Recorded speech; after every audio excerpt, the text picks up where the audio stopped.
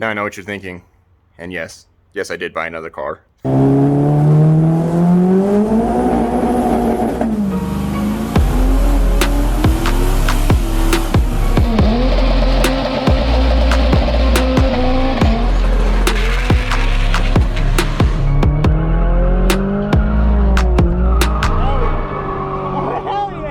But let me pull off the trailer and then get this in the garage and we'll talk about it some more because it's kind of cold out here.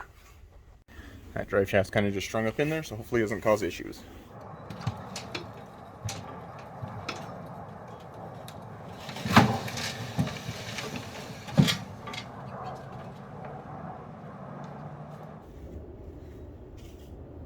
Brakes don't work.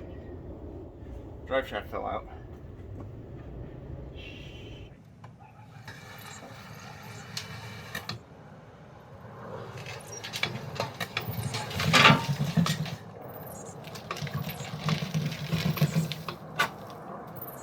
Alright, so the car is in. Now, I've already been asked a bunch, am I selling the Camaro? No. I'm going to keep that, I'm going to race it. The plan is just to build a really fun car, and something kind of different, so I want you guys' opinion on this as well. So go ahead and just drop it below, but I have a 5.3, I have this one right here.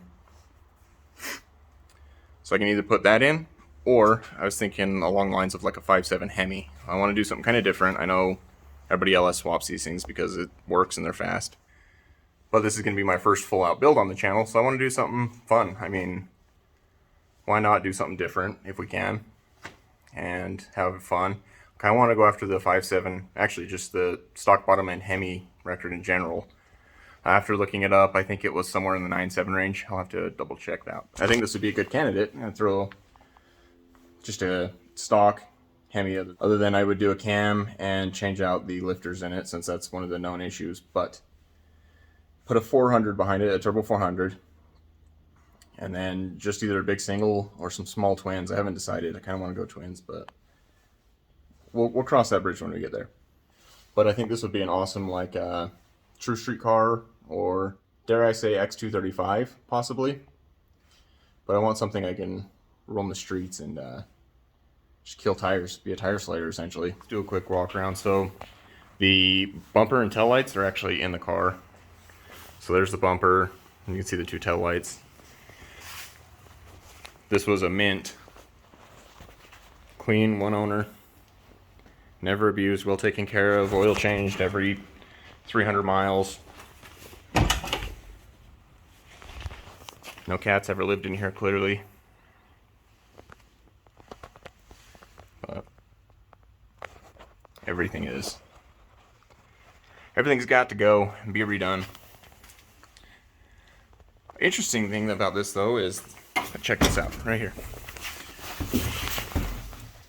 You see it? You see it? There. It's a manual car. Oh man, I'm so half tempted to put a 6-speed in this or something.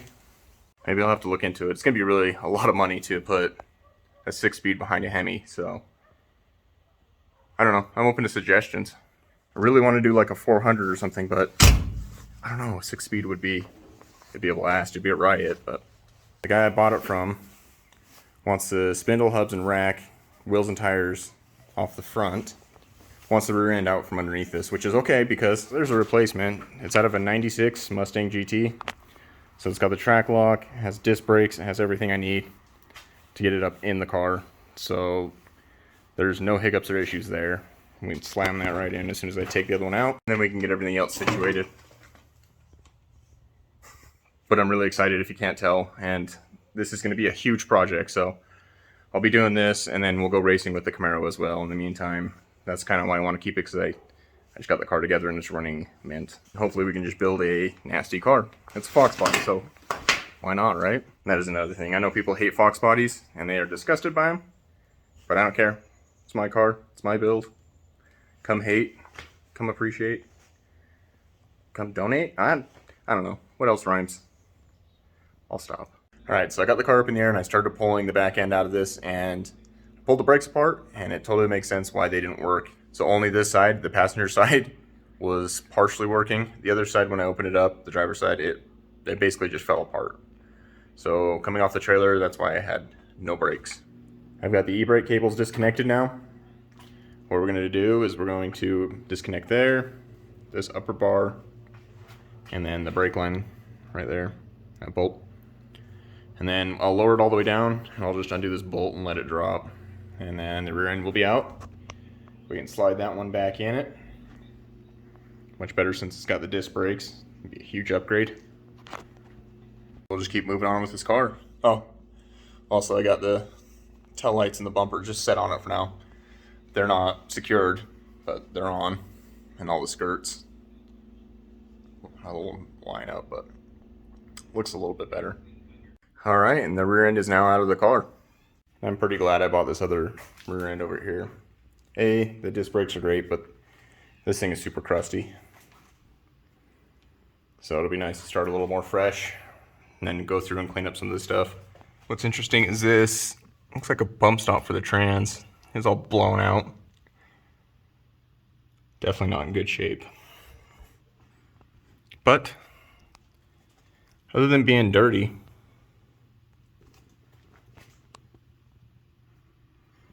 it's not very rusty, which is a good sign. It's not a crusty car.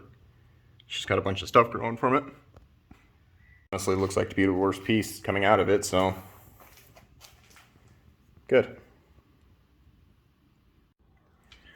I just got back from a junkyard pulling these hubs and spindles and rotors, calipers off of a 2000 Mustang.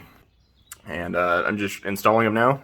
And well, come to find out, they don't they don't directly fit. I know somebody's watching this being like, yeah, I know that, absolutely. What appears to be is the spring is too long.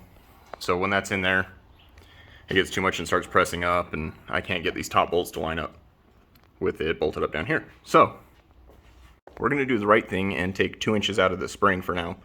Now, remember, this is only temporary just to get it to roll around. And then I'm going to do new lower control arms, and then we're also doing a tubular subframe.